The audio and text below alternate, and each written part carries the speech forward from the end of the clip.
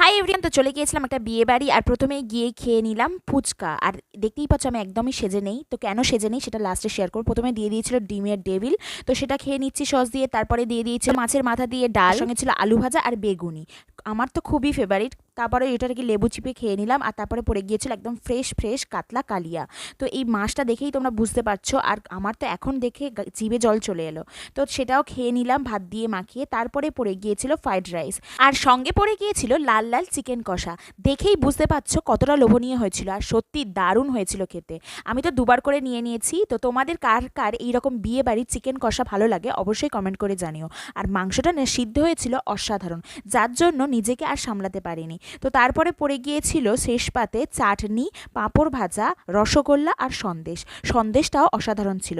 YouTube তো আমি শখের বসে করি, কিন্তু মেন প্রফেশন কেমন আমার লাগলো বলো? Makeup artist. ভালো তো আমি লেগেছে? সেই জন্য বেশি কনে ভালো সাজাতে লেগেছে চলে না গিয়েছিলাম খুব এই ভালো বিয়ে বাড়িতে। লেগেছে?